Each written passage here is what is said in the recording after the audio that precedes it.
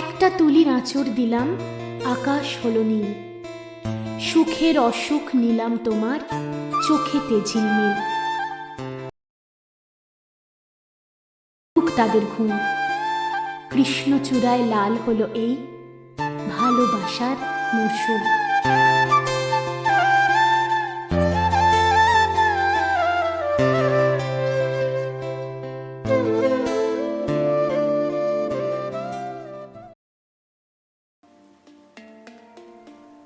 নমস্কার ভালোবাসার মরশুমের বন্ধুরা, কেমন আছেন সবাই? কি ভাবছেন আজ গল্প পাঠে কে? না না, আমি ওই গুরুদায়িত্ব নিতে পারবো না। প্রতিদিনের মতো গল্প পাঠে আজও থাকছে আপনাদের বন্ধু অন্তরা, আর তার সাথে অন্যান্য চরিত্রে অন্তরা এবং আমি তো আছি। আজকের গল্প ভালোবাসা রয়ে যায়। গল্পের লেখক স্বয়ং আমি। তাহলে আর দেরি কেন, চলুন চটপট শুরু করা যাক আজকের গল্প। তাই আপাততভাবে এই দায়িত্ব অন্তরাই সামলাক।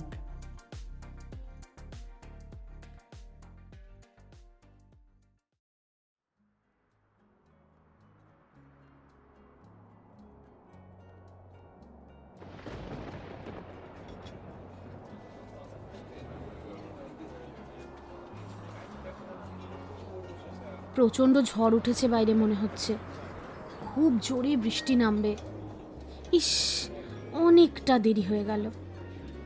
এমনিতেই তো এই সময়টা বাস পাওয়া চাপে, তার উপর আজকে দেখ ঝড় বৃষ্টির জন্য রাস্তাঘাট পুরো ফাঁকা না হয়ে যায়।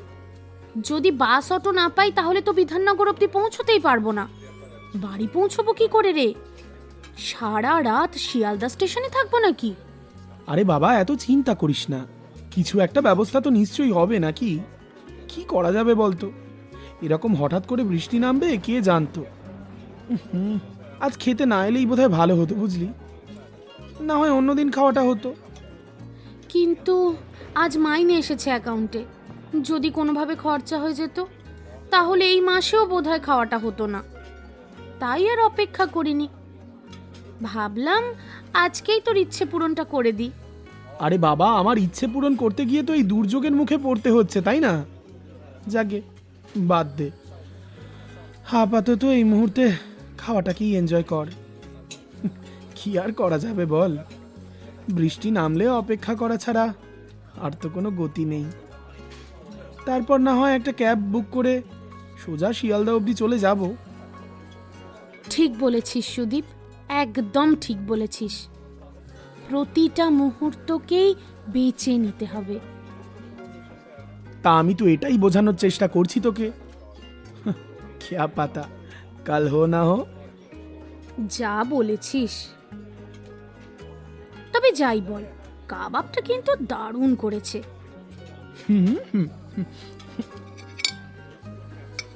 শুধু শুধু কাবাব কেন, রাইসটাও কিন্তু দুর্দান্ত করেছে সত্যি রে। আসলে আসলে ভালো রেস্টুরেন্টে খাওয়ার ব্যাপারটাই অন্যরকম রে। আসলে আমরা তো রোজই ভাত ডাল খেয়ে অভ্যস্ত, তাই বোধহয় ভালো জিনিসের পার্থক্যটা ভালোভাবেই বুঝতে পারি, বুঝলি? ভালো জিনিস যত কম সময় উপভোগ করা যায় ততই ভালো, না হলে কি হবে জানিস? বদ অভ্যাস হবে। সব সময় এক্সপেকটেশন হাই হতে হতে শুধুই ভালো জিনিসটুকুই বেছে নিতে ইচ্ছে করবে, খারাপ কিছুর সাথে অ্যাডজাস্ট করার মানসিকতাই হারিয়ে যাবে। তা যা বলেছিস। আসলে আমাদের মতো নিম্ন মধ্যবিত্ত বাড়ি থেকে এত বড় একটা রেস্টুরেন্টে খেতে আসা বিলাসিতাই, কিন্তু তার চেয়ে তো আর কম কিছু নয় বল। আমাদের তো প্রতিটা পদক্ষেপেই অ্যাডজাস্ট করে চলতে হয়, কম্প্রোমাইজ করতে হয়। সত্যি রে, কবে যে এই অ্যাডজাস্টমেন্ট, কম্প্রোমাইজ এই সমস্ত শব্দগুলো জীবন থেকে মুছে যাবে কে জানে। কবে যে একটা ভালো রেস্টুরেন্টে খাবো বলে অনেক অনেক মাস ধরে টাকা জমাতে হবে না। আর কবে যে একটা শপিং মলে ঢুকে ট্যাগ দেখে জামা কাপড় কিনতে হবে না, কে জানে। সত্যি জানি না কবে একটু সচ্ছলতার মুখ দেখব। যাই হোক, বাদ দে। আবার বলছি, এই মুহূর্তে যে আনন্দটা উপভোগ করছি সেটা মন দিয়ে করি। সেই ভালো। দীর্ঘশ্বাস ফেলে আবার নিজেদের খাবারে মনোনিবেশ করল সুদীপ আর বৃষ্টি। সুদীপ দেবনাথ, বাড়ি বনগাঁ। এই গল্পের আজ ওই হিরো। না, তার মানে কিন্তু এমনটা একেবারেই নয় যে লম্বা চওড়া ফর্সা হেভি হ্যান্ডসাম টাইপের চেহারা ওর, বরং উল্টোটাই। নিম্ন মধ্যবিত্ত পরিবার থেকে উঠে আসা, চোখে মুখে ক্লান্তির ছাপ ফুটে ওঠা, খেটে খাওয়া ঘরের ছেলে সুদীপ। রোগা সোগা জীর্ণ চেহারার ছেলেটার গলার কাছটার হাড়গুলো স্পষ্ট বোঝা যায়। জামা কাপড়ের মলিনতা দেখলেই বোঝা যায় জীবনযাত্রায় বৈভব বিন্দুমাত্র নেই।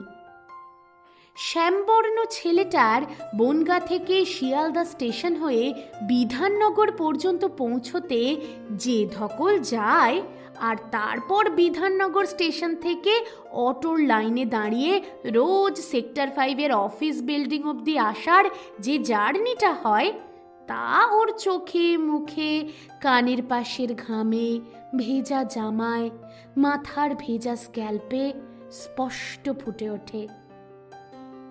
এ তো গেল সুদীপের কথা। এবার আসি বৃষ্টির কথায়। বৃষ্টি বসাক। সুদীপ আর বৃষ্টি একই বয়সী। ওরা দুজনেই এখন সবে 22 পেরিয়ে 23-এ পড়েছে। বাড়ি দুজনের একই জায়গায়, মানে বনগাঁয়। শুধু তফাৎ মাঝখানে একটা পাড়ার। বাকি জীবনযাত্রায় খুব একটা তফাৎ দুজনের মধ্যেই নেই। একই রকম নিম্ন মধ্যবিত্ত, বলা ভালো দরিদ্র ফ্যামিলি থেকে উঠে আসা মেয়ে বৃষ্টি। দুজনেই উচ্চ মাধ্যমিক পাশ করেছে কোনোভাবে। পড়াশোনায় আহামরি কেউই নয়, কোনোদিন ছিলও না। এমনকি ওদের বাড়ির লোকজনও ওদের পড়াশোনা নিয়ে মাথা ঘামানোর অবকাশ পায়নি কখনোই। কারণ মাত্র বছর 35 আগে দুই পরিবার উঠে এসেছে বাংলাদেশ থেকে। পাকাপাকিভাবে বসবাস শুরু করেছে বনগাঁয়ে এসে। তারপর থেকেই দুই পরিবারের নিত্য জীবনের লড়াইয়ের শুরু। এ লড়াই একদম অন্য লড়াই, বেঁচে থাকার লড়াই, পায়ের নিচের জমি তৈরির লড়াই। ওই যে বলে না, সার্ভাইভাল ফর দ্য ফিটেস্ট। এ লড়াই তেমনই। দুই পরিবারের নুন আনতে পান্তা ফুরোনোর অবস্থায় ওদের বাড়ির ছেলে মেয়ে উচ্চ মাধ্যমিকটুকু পাশ করতে পেরেছে, এটুকুই ওদের কাছে অনেক। দুজনেই 20 বছর বয়সে উচ্চ মাধ্যমিক পাশ করে বাড়ির কাছের একটা এজেন্সিতে স্পোকেন ইংলিশের কোর্সে ভর্তি হয়েছিল। সেখান থেকে বিপিও সেক্টরের এই কল সেন্টারের চাকরিটা পেয়েছে ওরা। মাইনে মোটের উপর ওই 1000-7-8। তার মধ্যে থেকেই প্রতিদিনের যাতায়াতের খরচা বাঁচিয়ে হাতে যে 4-5 হাজার টাকা থাকে, সেটুকু ওরা বাড়িতেই দিয়ে দেয় সংসার খরচা হিসেবে। শেষ 2-3 বছর কোনো মতে এই মাইনেতেই চলছিল ওদের দুজনের জীবন সংগ্রাম। এই মাইনে থেকেই কোনোভাবে ট্রেনের মান্থলি, বিধাননগর থেকে অটোয় করে অফিস পর্যন্ত পৌঁছনো এবং সেখান থেকে ফেরার খরচ। ট্রেনের জার্নিতে কোনো দিন একটু বাদাম ভাজা বা একটু ডালমুট কিনে খাবার খরচা সবটাই হিসেব করে খরচ করেছে ওরা। বাড়ি থেকে স্টেশন প্রায় 3-4 কিলোমিটার। এই দূরত্বটা বিনা খরচায় পৌঁছতে দুজনেই সাইকেল নিয়ে বাড়ি থেকে স্টেশনে আসে। এমনকি দুপুরবেলা অথবা ফেরার পথে খিদে পেলে যাতে বাইরের খাবার খেয়ে টাকা নষ্ট করতে না হয়, তার জন্য দুজনেই বাড়ি থেকে খাবার তৈরি করে নিয়ে আসে। ওই নিম্ন মধ্যবিত্ত বাড়িতে যা রান্না হয় সেটুকুই, রুটি, আলু চচ্চড়ি, কখনো বা ডিমের ঝোল ভাত। গরমের দিনে কখনো কখনো সে খাবার টিফিন কৌটোর ভিতরেই ভেপসে নষ্ট হয়ে যায়। তখন অগত্যা বাইরে থেকে একটুখানি ডিম পাউরুটি কিংবা কোনোদিন হাতে পয়সা কড়ি টান টান থাকলে জল খেয়েই বাকি দিনটুকু কাটাতে হয়। কিন্তু তাতে ওদের সংগ্রাম কোনোভাবেই বন্ধ হয়নি। একটাই লক্ষ্য, বিপিও সেক্টরের চাকরিতে কোনো না কোনো দিন ইনক্রিমেন্ট তো হবেই, কখনো না কখনো আরও 2000 টাকা বেশি তুলে দিতে পারবে সংসারের হাতে। এই তো সেদিন বনগাঁ স্টেশনে অফিস থেকে ফেরার পথে ট্রেন থেকে নেমে সাইকেল গ্যারেজ থেকে সাইকেল দুটো বের করে ওরা বাড়ির উদ্দেশ্যে রওনা দিচ্ছিল। তখনই প্রচণ্ড খিদের জ্বালায় বৃষ্টির পেটে যেন ইঁদুর দৌড়চ্ছিল। বাড়ি পৌঁছানোর রাস্তায় একটা ছোট্ট চপের দোকান পড়ে। ওই চপের দোকানের সামনে আসতেই বৃষ্টি হঠাৎ করে সাইকেলটা থামিয়ে দিল। কি রে, দাঁড়িয়ে গেলি যে? এই সুদীপ, শোন না, একটু মুড়ি আর চপ খাবো রে, খুব খিদে পেয়েছে। সেই কোন সকালে খেয়ে বেরিয়েছি, আর দেখ প্রায় 8:30 বেজে গেছে। বাড়ি পৌঁছে ফ্রেশ হতে হতে তো আরও মিনিট 40-45, তারপর তো রাত্রের খাবার সময় হয়ে যাবে। ওই ততক্ষণ পর্যন্ত খিদে আমি চেপে রাখতে পারবো না। হ্যাঁ হ্যাঁ, সে খা না, কি আছে। কিন্তু কোন সকালে খেয়েছিস মানে? তারপর আর কিছু খাসনি? মানেটা কি? মানে আর কি, রোজ যা হয়। ব্রেক টাইম থাকে দুপুর 2টোর সময়, আর আজ আমি ব্রেক পেয়েছি প্রায় 3:15। ততক্ষণে খাবারটা গরমে কন ফেলে দিতে হলো। আরে আজব তো তুই, আমায় বললি না কেন? আমার যদিও তার আগেই ব্রেক ছিল, তাই আমি ইস। আরে ধুর খেপা, তুই কি করতিস শুনি? আরে বাবা, অফিসের নিচে ওই খাবারের দোকানটা থেকে কিছু একটা তো এনে দিতাম, চিড়ে ভাজা, বিস্কুট, কেক, যা হোক কিছু। আরে সেই তো তোকে বেরোতেই হতো। একবার বেরোতে যে ম্যানেজারকে কত রকম কৈফিয়ত দিতে হয় সে আর আমি জানি না, তাই আর তোকে কিছু বলিনি। দেখলাম খাবারটা নষ্ট হয়ে গেছে, তাই জল খেয়ে আবার কাজে বসে গেলাম। যাকে চল, ও কথা না বাড়িয়ে একটু মুড়ি আর ওই চপ খেয়ে নি চল। ও কাকু, দুটো 5 টাকা করে মুড়ি দাও তো 2 জায়গায়। আর শোনো, ওই একটা করে আলুর চপ আর একটা করে ওটা বেগুনি বেগুনি, আর একটা করে বেগুনি দিয়ে দাও।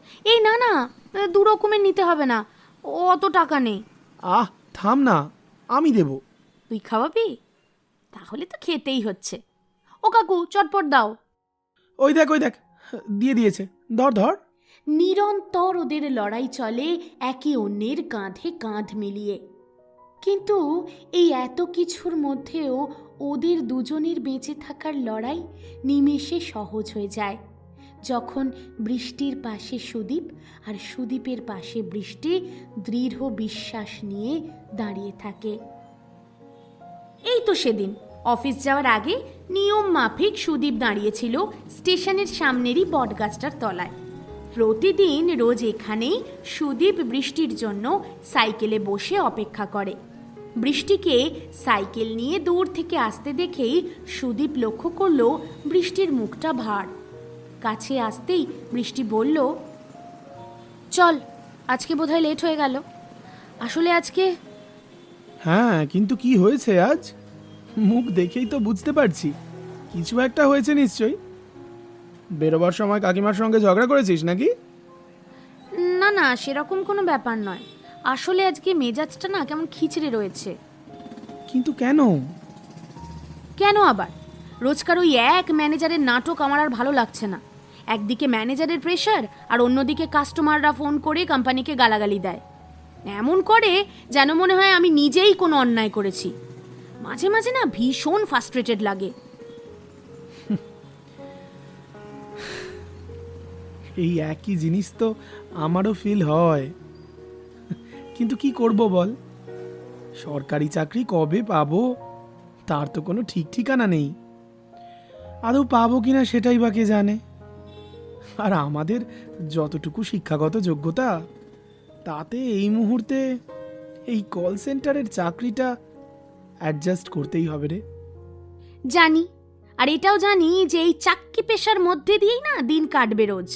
কি আর করব বল, কবজির তো জোর নেই, না হলে তো এক্ষুনি চাকরিটা ছেড়ে দিতাম। কি, চাকরিটা ছেড়ে দিতি? কি করতি তাহলে?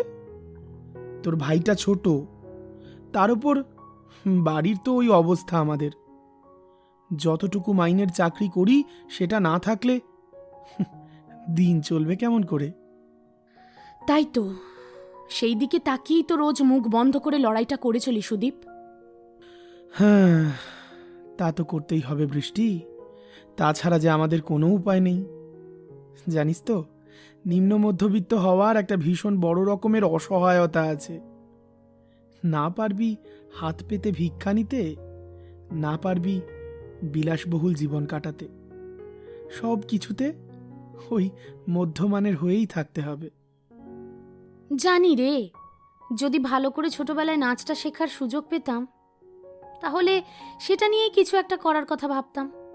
নিদেন পক্ষে আমাদের এই এলাকার অনেক প্রতিভাবান বাচ্চা রয়েছে জানিস, ওদের নাচ শিখিয়ে হয়তো কিছুটা রোজগার করতে পারতাম। একটা নাচের স্কুল করলে খারাপ হতো কি বল? বুঝলাম। চিন্তা করিস না বৃষ্টি, নিশ্চয়ই হবে। তোর একদিন নাচের স্কুল হবে, শুধু সময়ে অসময়ে চর্চাটা ছাড়িস না। দেখ, নিজে যেটুকু টিভি দেখে সিনেমা দেখে শিখেছিস সেটুকু শিক্ষা তো আর যথেষ্ট নয় বল।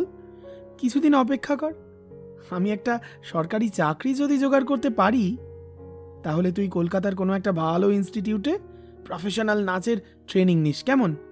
আর তারপর ছোট্ট করে একটা নাচের স্কুল খুলে ফেলিস, ব্যাস। কিন্তু এখন তো আর সেসব ভাবলে কাজ হবে না বল।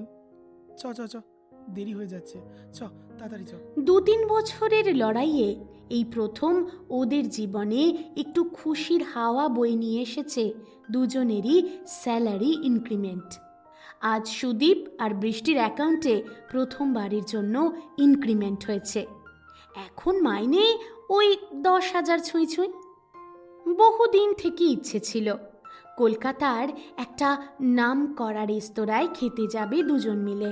রোজকার ট্রেনে বাসে যাতায়াত করার সময় ফেসবুক স্ক্রল করতে করতে যে ভালো ভালো খাবারের ছবিগুলো দেখে, আবার অফিসের লাঞ্চ ব্রেকে ইউটিউব ঘাঁটতে ঘাঁটতে যে লোভনীয় ডিশগুলো দেখতে দেখতে গলদ্ধকরণ করে শুকনো রুটি, গলে যাওয়া ভাত, রোজকার একই চর্বিত চর্বণ থেকে বেরিয়ে ওরা দুজনেই চেয়েছিল একটা দিনের জন্য একটা নাম করা রেস্তোরাঁয় খাবে। অবশ্য এই সুপ্ত ইচ্ছেটা একান্তভাবেই সুদীপের ছিল, বৃষ্টির সেটুকুও ইচ্ছা ছিল না। কিন্তু বৃষ্টির ইচ্ছে ছিল যেদিন মাইনে বাড়বে সেই বর্ধিত মাইনে সুদীপের ইচ্ছে পূরণ করতেই খরচা করবে। যেমন ভাবা তেমন কাজ। আজ অ্যাকাউন্টে স্যালারি ক্রেডিট হতেই বৃষ্টি সুদীপকে নিয়ে সেক্টর 5 থেকে বেরিয়ে অফিসের কাছেই একটা নাম করা রেস্তোরাঁয় ঢুকেছে সন্ধ্যে 7টা নাগাদ। ভেবেছিল খেয়ে দিয়ে শেষ ট্রেনে বাড়ি ফিরবে দুজনে, কিন্তু তখন কে জানতো খেতে খেতেই হঠাৎ বৃষ্টি নামবে এত জোরে। হঠাৎ করেই চারদিক অন্ধকার করে ঝড় উঠবে তুমুল বেগে। হঠাৎ করেই রাস্তাঘাট হয়ে যাবে শুনশান। তবু আজ বৃষ্টির মনে আনন্দ। রেস্টুরেন্ট থেকে বেরিয়ে কিভাবে বাড়ি পৌঁছবে সে চিন্তা থাকলেও আজ বৃষ্টি সুদীপের ইচ্ছে পূরণ করতে পারছে এইটা ভেবে আনন্দ হচ্ছে ওর বড্ড বেশি। আজ কিছুটা মুহূর্ত লাগাম ছাড়া হয়েই বাঁচতে ইচ্ছে করছে বৃষ্টির। তাই রেস্টুরেন্ট থেকে বেরিয়ে ঝমঝমে বৃষ্টিকে তোয়াক্কা না করে শুনশান ফাঁকা রাস্তায় সুদীপকে টেনে হিঁচড়ে নামালো বৃষ্টি। ঠান্ডা লেগে যাবার চিন্তা নেই, বাড়ি ফেরবার ভয় রাখেনি মনে, বরং ছটফটে প্রজাপতির মতো নিচে উঠল বৃষ্টি। সেক্টর 5-এর শুনশান রাস্তায় কেউ কোথাও নেই। হ্যালোজেনের আলোগুলো বড্ড নিঃসঙ্গ হয়ে জ্বলছে। মাথাটাকে আকাশের দিকে তুললে মনে হচ্ছে আকাশ থেকে নেমে আসছে নিরবিচ্ছিন্ন জলরাশি। চোখ মুখ সারা শরীর ভিজে যাচ্ছে সুদীপ আর বৃষ্টির। শরীরের সমস্ত ঘাম ধুয়ে মুছে পরিষ্কার হয়ে যাচ্ছে বৃষ্টির জলে। সুদীপের শরীরের সমস্ত হাড় ভেজা জামার ভিতর থেকে স্পষ্ট হয়ে উঠছে। জীর্ণ চুড়িদার আর ওড়নার আড়াল থেকেই রোগা শ্যামলা বৃষ্টির শরীরটাও যেন ফুটে উঠছে ছবির মতো। উত্তাল ঝড় উঠেছে, শুধু প্রকৃতিতে নয়, ঝড় উঠেছে সুদীপ আর বৃষ্টির মনেও। যতবার সুদীপ বৃষ্টিকে পিছন থেকে টেনে ধরতে চাইছে, ততবার বেপরোয়া হয়ে বৃষ্টি ছুটে চলে যেতে চাইছে রাস্তার মাঝখানে। গলা ছেড়ে বৃষ্টি গাইতে শুরু করেছে, বৃষ্টির নেশা ভরা সন্ধ্যা বেলায় কোন বলরামের আমি চেলা। সুদীপ দাঁড়িয়ে থাকে এক জায়গায় চুপ করে, আর বৃষ্টি সুদীপকে ঘিরে নাচতে থাকে নিজের ইচ্ছে মতো। বৃষ্টির পাগলামি দেখে সুদীপের বড় ভালো লাগে। আটকাতে ইচ্ছে করছে না বৃষ্টিকে। একটু আগে সুদীপই তো বলেছিল মুহূর্তগুলোকে বাঁচতে হবে। এখন কি করেই বা মানা করবে বৃষ্টিকে? শুধু হাসতে থাকে সুদীপ। ঝমঝম করে পড়ছে বৃষ্টি, বাড়তে থাকছে বৃষ্টির বেগ। ঝড় বইছে এলো পাথারি। সেক্টর 5-এর রাস্তাটা একদম শুনশান, শুধুমাত্র সুদীপ দাঁড়িয়ে চুপ করে, আর বৃষ্টি নেচে চলেছে নিজের ইচ্ছে মতো। হঠাৎ করেই প্রচণ্ড বেগে একটা গাড়ি এলো রাস্তার উল্টো দিক থেকে। খেয়াল করেনি সুদীপ বৃষ্টি কেউই। নিজেদের সামলে নেওয়ার আগেই ঘটে গেল সব থেকে বড় অঘটনটা।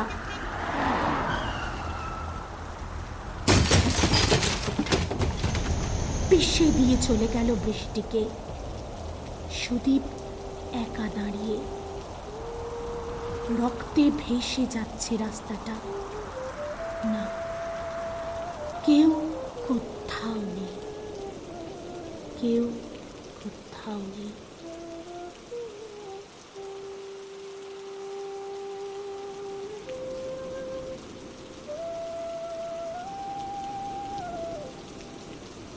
সেক্টর 5-এর রাস্তাটা তখনও শুনশান। অঝোর ধারে বৃষ্টি, আর তার থেকেও বেশি বেগে রক্তপাত। সুদীপ দিশেহারা, কি করবে, কোথায় যাবে, কাকে ডাকবে, কিচ্ছু জানা নেই। ভয়ে অসহায়তায় কান্নাটাও যেন গলার কাছটায় দলা পাকিয়ে আসছে। কোনোভাবেই গলা থেকে কোনো শব্দ বের করে উঠতে পারছে না। চিৎকার করার শক্তিটাও হারিয়েছে সুদীপ। চিৎকার করে আশেপাশে লোক জড়ো করার পরিস্থিতিও তো এখানে নেই। একেবারে বাকরুদ্ধ সুদীপ ধপ করে হাঁটু গেড়ে বৃষ্টির রক্তাক্ত শরীরটার পাশে বসে পড়ল।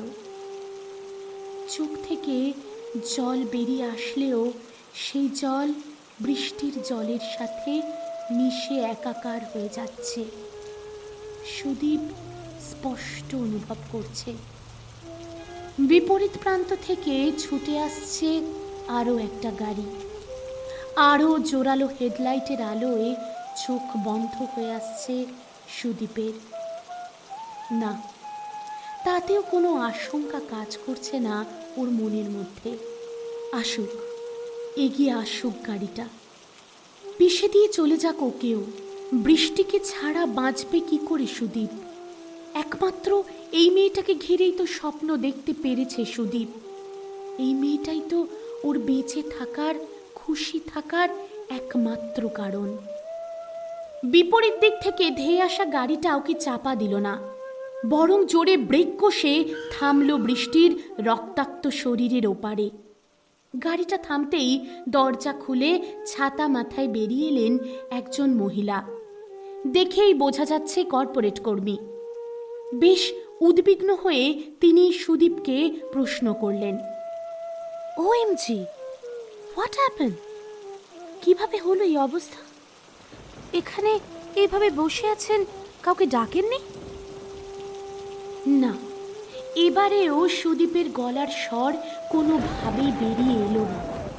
অসহায় দৃষ্টিতে ফ্যাল ফ্যাল করে তাকিয়ে রইল মহিলাটির দিকে। মহিলাটির পাশে ততক্ষণে ছাতা মাথায় এসে দাঁড়িয়েছে তার গাড়ির ড্রাইভার।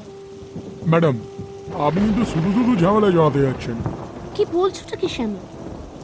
এইভাবে মেয়েটাকে রোডের মধ্যে ফেলে রেখে আমার পক্ষে চলে যাওয়া জাস্ট ইম্পসিবল। কিন্তু ম্যাডাম, এটা অ্যাক্সিডেন্ট, পুলিশ কেস হবে কিন্তু। যখন তখন ঝামেলায় জড়িয়ে পড়বেন, বারবার বলছি। ওসব পরে ভাববো। চটপট গাড়ি ঘোরাও, মেয়েটাকে তোলো, গাড়িতে বসাও, নিয়ারেস্ট হসপিটালে নিয়ে যেতে হবে। কিন্তু ম্যাডাম। কোনো কিন্তু নয় শ্যামল, যা বলছি সেটাই করো, আর প্লিজ একটু তাড়াতাড়ি করো। অর্ডার দেওয়ার ভঙ্গিতে মহিলাটি ড্রাইভারকে নির্দেশ দিলেন, আর ড্রাইভার নির্দেশ মতো বৃষ্টির দেহটা পাঁজা কোলা করে তুলে গাড়ির দিকে এগোতেই কান্নায় ভেঙে পড়ল সুদীপ। তড়িঘড়ি সুদীপকে প্রায় জড়িয়ে ধরলেন মহিলাটি, সামলানোর চেষ্টা করলেন। ধরে ধরে গাড়ির দরজা খুলে বৃষ্টির দেহটা বসিয়ে দিল ড্রাইভার। মাথা থেকে তখন প্রচণ্ড ব্লিডিং হচ্ছে। সুদীপ বৃষ্টির মাথাটা নিজের কাঁধে হেলিয়ে নিল। সুদীপের জামা বৃষ্টির রক্তে ভিজে যাচ্ছে, কিন্তু বৃষ্টির হৃদস্পন্দন স্পষ্ট অনুভব করতে পারছে সুদীপ।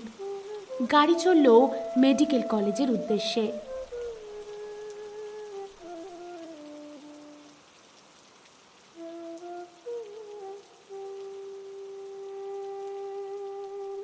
রাত তখন প্রায় 11টা।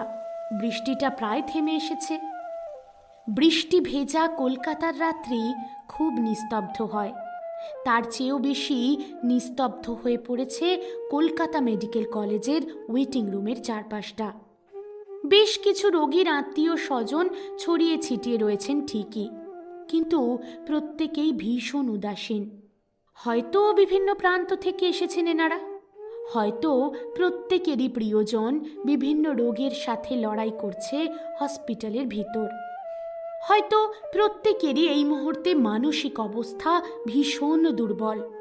কিন্তু কোথাও যেন এদের প্রত্যেককে দেখে মনে হচ্ছে তারা বোধহয় এই দুর্বিষহ রোগ এবং তাদের প্রিয়জনের কঠিন পরিস্থিতির সাথে আস্তে আস্তে মানিয়ে নিচ্ছে নিজেদের।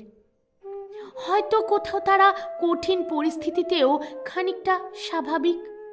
কিন্তু সুদীপ কি করে স্বাভাবিক হবে?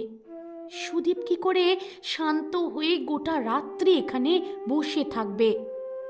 সুদীপ শরীরের সমস্ত ক্লান্তি, সমস্ত অস্বস্তি উপেক্ষা করে গোটা রাত্রি কি করেই বা দু চোখের পাতা এক না করে এভাবে বসে থাকতে পারবে?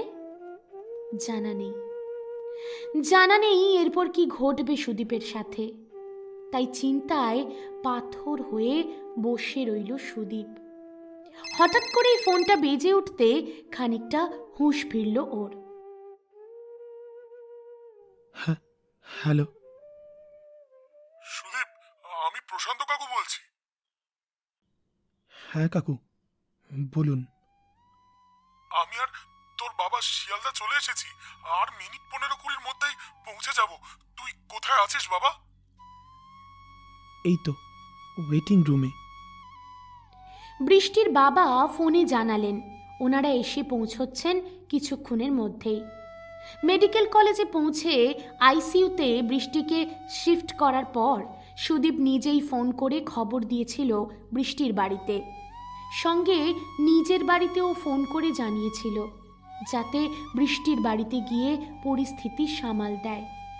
ফোন পাওয়ার পর বৃষ্টির বাবাকে নিয়ে সুদীপের বাবাই আসছেন এ কথা শুনে খানিকটা আশ্বস্ত হলো ও।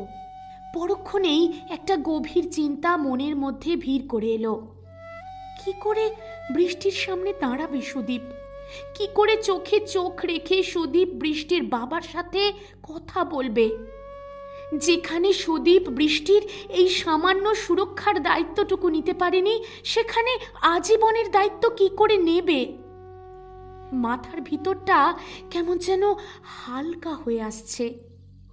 চোখের চারিদিকে যেন অন্ধকার দেখছে সুদীপ। চারিদিকটা কেমন যেন দুলছে। ঝপ করে ওয়েটিং রুমের বেঞ্চটায় কাত হয়ে শুয়ে পড়ল সুদীপ। হাঁটু দুটোকে ভাঁজ করে প্রায় বুকের কাছে সিঁধিয়ে নিল। তারপর ডান হাতটা মুখে চাপা দিয়ে আটকানোর চেষ্টা করলো ভেতর থেকে উগড়ে আসা কান্নাটা। একে একে ভেসে উঠছে ফেলে আসা দিনগুলোর এক একটা মুহূর্ত। প্রতিটা মুহূর্ত যেন এখনো বড্ড সজীব। মনে হচ্ছে যেন এই তো সেদিনের ঘটনা, যেদিন ক্লাস 11-এ পড়াকালীন স্কুল থেকে ফেরার পথে ঘন মেঘ আর হঠাৎ করে শিলাবৃষ্টি শুরু হওয়ায় সুদীপ আর বৃষ্টি আশ্রয় নিয়েছিল ফেরার রাস্তার একটা বন্ধ চায়ের দোকানের শেডের নিচে। সেদিনও ঝমঝম করে যখন বৃষ্টি পড়ছিল, তখনও বৃষ্টির ইচ্ছে হয়েছিল মনের আনন্দে নেচে উঠবে। কিন্তু হঠাৎ করেই বিদ্যুৎ চমকানোর আওয়াজ পেতেই প্রচণ্ড ভয়ে জড়িয়ে ধরেছিল সুদীপকে। সেদিনই প্রথম কিশোর জীবনের ভালোবাসার অনুভূতিটা দুজনেই খুব ভালো করে বুঝতে পেরেছিল। নির্জন বৃষ্টির দুপুরে চারিদিকে যখন অন্ধকার ছেয়ে গিয়েছিল, চারিদিকে যখন কেউ কোথাও নেই, ঠিক সেই মুহূর্তেই প্রথম ওরা দুজন দুজনকে না বলেও বুঝিয়ে দিয়েছিল ভালোবাসে। সেদিনই প্রথম চোখে চোখে কথা দিয়েছিল সারা জীবন পাশাপাশি থাকার। প্রথম ঠোঁটে স্পর্শ, প্রথম একে অপরের শ্বাস প্রশ্বাসকে উপলব্ধি করা, প্রথম শরীরে ভালোবাসার হরমোনাল উত্তেজনা, সবটাই আজও বড্ড টাটকা স্মৃতি হয়ে চোখের সামনে ভেসে উঠছে সুদীপের। আমার বিদ্যুৎ চমকালে প্রচণ্ড ভয় করে সুদীপ। কিসের ভয়? আমি তো আছি তোর সাথে। তুই আছিস বলি তো। আমি আছি, আমি থাকবো আজীবন, শুধু তোর সাথে থাকবো। সত্যি বলছিস? সত্যি সত্যি সত্যি, 3 সত্যি। কিন্তু যদি... সুদীপ ওর ডান হাতটা দিয়ে বৃষ্টির ঠোঁট দুটো চেপে ধরেছিল আর বলেছিল, আর কোনো কিন্তু নয়। ঝড় উঠুক, বাজ পড়ুক বা যে কোনো দুর্যোগ নেমে আসুক, শুধু একটা কথা জানবি, বৃষ্টির জন্য সুদীপ থাকবে। আর সুদীপের জন্য এই বৃষ্টি। এই প্রথম একে অন্যকে কথা দিয়েছিল, বৃষ্টিকে সাক্ষী রেখে, কালো মেঘকে সাক্ষী রেখে, বজ্রবিদ্যুৎকে সাক্ষী রেখে। এই প্রথম একে অন্যের ভরসা হয়ে উঠেছিল। মুহূর্তটা যেন থমকে গিয়েছিল বেশ কিছুক্ষণ। বৃষ্টি ধরে এলো আস্তে আস্তে। তারপর দুজনে মিলে স্কুল থেকে ফেরার পথে হই হুল্লোড় করতে করতে রাস্তার ধারের আমের বাগান থেকে ঝরে পড়া আমগুলো কুড়িয়ে নিয়েছিল পিঠের ব্যাগে। এই মুহূর্তগুলোই জলজল করছে সুদীপের চোখের সামনে। এই মুহূর্তগুলো কি তবে এবার হারিয়ে যাবে? সব কি তবে শেষ? না, আর কিছু ভাবতে পারছে না সুদীপ। প্রচণ্ড জ্বরে গা পুড়ে যাচ্ছে সুদীপের। অচৈতন্য অবস্থায় শুধুমাত্র উপলব্ধি করেছিল একটা চেনা হাতের স্পর্শ। এত কিছুর মধ্যেও বুঝে নিতে অসুবিধা হয়নি যে এই স্পর্শ আর কারোর নয়, তার বাবার। তারপর গোটা রাত কিভাবে কেটেছে, কিভাবে ভোর হয়েছে, তা একেবারেই মনে নেই সুদীপের। ভোরবেলা যখন হুঁশ ফিরেছে সুদীপের, তখন তড়িঘড়ি উঠে বসতেই চোখের সামনে দেখতে পেল শোকে ভেঙে পড়া বৃষ্টির বাবাকে, আর তার পাশে তাকে সামলাতে থাকা নিজের বাবাকে। কি করবে, কোথায় যাবে, কিচ্ছু জানা নেই সুদীপের।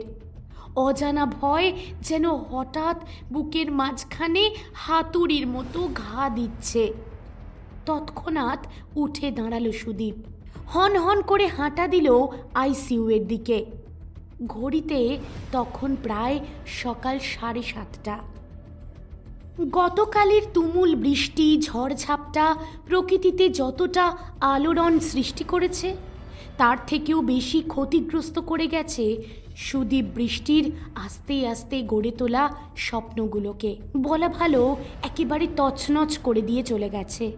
টালমাটাল পাটাকে কোনোভাবে সামলে দাঁড়ালো আইসিইউ এর ইউনিটের সামনে।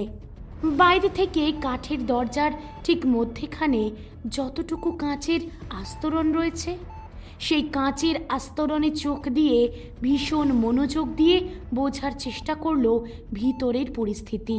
যতটুকু দেখা যায় ততটুকুতে অন্তত এটা বোঝা যাচ্ছে যে বৃষ্টি অচৈতন্য অবস্থায় পড়ে রয়েছে ভিতরে। নানান মেডিকেল ইকুইপমেন্ট এই পরিস্থিতির উপরে নজর রাখছে। চোখ দুটোকে প্রায় ছোট করে বুজে কাঁচের মধ্যে দিয়ে দেখার চেষ্টা করলো নিঃশ্বাস প্রশ্বাসের কারণে বুকের কাছটার ওঠা নামা। হ্যাঁ, শ্বাস প্রশ্বাস চলছে তা নিশ্চিত। খানিকটা আশ্বস্ত হলেও এবার আর নিজেকে সামলে রাখতে পারল না সুদীপ। কান্নায় ভেঙে পড়ল ওখানেই দাঁড়িয়ে। বৃষ্টির বড় ইচ্ছে ছিল উচ্চ মাধ্যমিকের পর অর্থাভাবে এবং পেটের টানে দুজনকেই কল সেন্টারের চাকরি করতে আসতে হলেও অন্তত দুজনের মধ্যে কেউ একজন, অন্তত সুদীপ যেন যে কোনো প্রকারে গ্র্যাজুয়েশনটুকু কমপ্লিট করে। বড্ড জোরাজোরি করেছিল মেয়েটা। প্লিজ সুদীপ, আর দেরি করিস না। দেখ, মাত্র দিন 10 রয়েছে অ্যাপ্লিকেশন জমা দেবার। আর ওপেন ইউনিভার্সিটি থেকে গ্র্যাজুয়েশন করলে খরচা খুব একটা বেশি হবে না কিন্তু। আহা, সবই বুঝতে পারছি বৃষ্টি, কিন্তু এই বছরটা পেরে উঠবো না রে। চাকরির জন্য এতদিন ধরে পড়ছি, সামনেই চাকরির পরীক্ষা। এখন গ্র্যাজুয়েশনে ভর্তি হলে পড়াশোনাটার ওপর নজর দিতে পারবো না রে। বুঝলাম, তাহলে কথা দে, এই বছরের শিক্ষাবর্ষে না হলেও পরের বছরের শিক্ষাবর্ষে অবশ্যই করে তুই গ্র্যাজুয়েশনে ভর্তি হবি। বেশ বাবা, বেশ, কথা দিলাম। পরের বছর তুই নিজে গিয়ে ফর্ম তুলে আনিস, কেমন? তখন কিন্তু চাকরি পাস আর নাই পাস কোনো অজুহাত শুনবো না। ঠিক আছে বাবা, ঠিক আছে, তাই হবে। কিন্তু এই প্রতিশ্রুতি, একে অন্যকে কথা দেওয়া, একে অন্যের পাশে দাঁড়ানোর অঙ্গীকার করা, কেউ কাউকে না ছেড়ে যাওয়ার দিব্যি করা, সবটা মিথ্যে হয়ে যাবে এক মুহূর্তে। বৃষ্টি ফিরবে তো? আর ভাবতে পারছে না সুদীপ। দাঁড়িয়ে থাকার কোনো শক্তি পাচ্ছে না আর। চারিদিকটা কেমন অন্ধকার হয়ে আসছে, আর পায়ের তলাটা যেন দুলে উঠছে। অজ্ঞান হয়ে পড়ে যাওয়ার আগে শুধু এইটুকু বুঝতে পারল, কেউ যেন তার মাটিতে পড়ে যাওয়াটাকে আটকে দিল।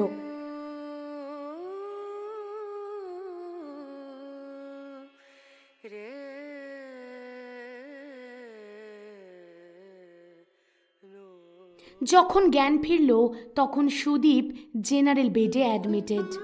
প্রেশার ফল করেছে, ট্রমাটাইজ হয়ে রয়েছে, তাই ডাক্তার অবজারভেশনে রেখেছেন। চোখ খুলেই শুধু প্রথম জিজ্ঞাসা করেছিল বৃষ্টির কথা। সামনে দাঁড়িয়ে থাকা নার্স খুব একটা সুখবর কিছু শোনাতে পারেননি। এইভাবেই কেটেছিল পরপর 2 দিন। তারপর অবশ্য হসপিটাল থেকে সুদীপকে ছেড়ে দেওয়া হয়, কিন্তু 72 ঘন্টা অবজারভেশনে থাকা বৃষ্টিকে তখনও অচৈতন্য অবস্থায় পড়ে থাকতে দেখেছিল আইসিইউ এর ভিতরেই। তার আরও সপ্তাহখানেক পর যখন বৃষ্টির জ্ঞান ফিরেছিল, বলা ভালো অলৌকিক কোনো এক শক্তিতেই কোমা থেকে রিকভার করেছিল বৃষ্টি। শুধু প্রাণটুকুই রয়েছে বৃষ্টির। সেদিনের সেই অভিশপ্ত সন্ধে বৃষ্টির কাছ থেকে কেড়ে নিয়েছে অনেক কিছু।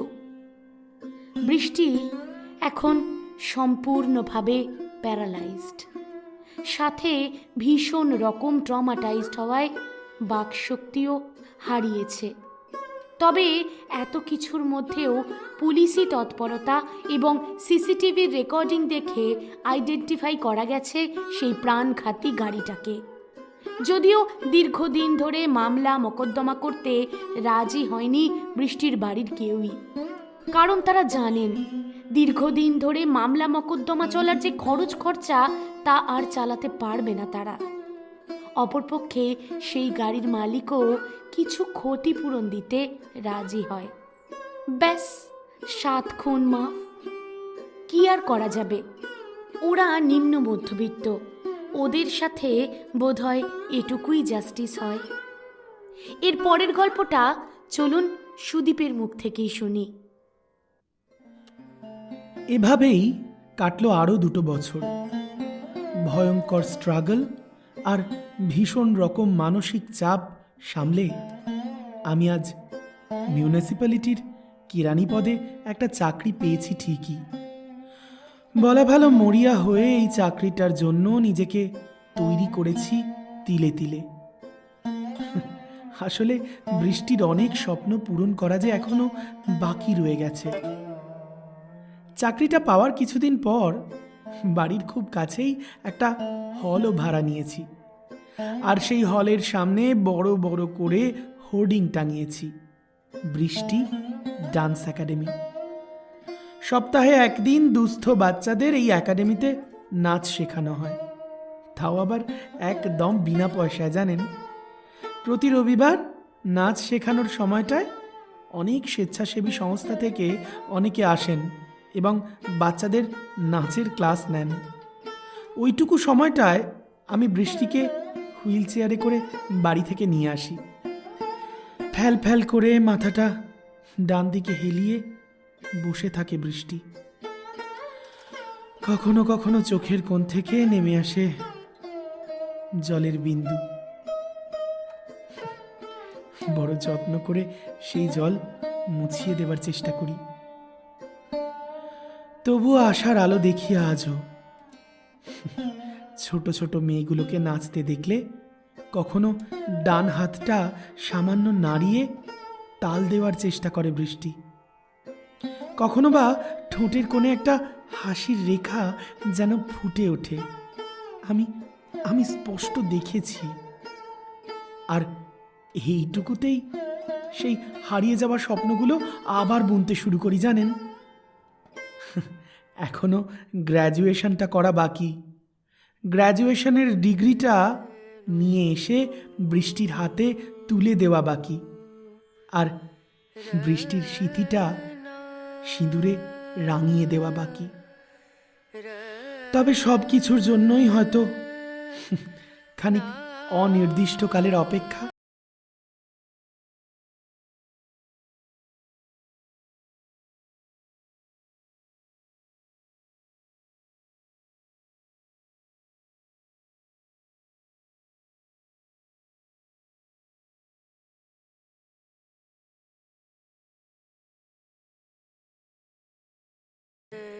ভাঙাচোরা সংসার সাজিয়ে নেব, আর আমাদের ভালোবাসা আপনারাই আশীর্বাদ করুন, যেন আমাদের এই ভালোবাসা রয়ে যায় যুগ যুগ, চিরন্তন।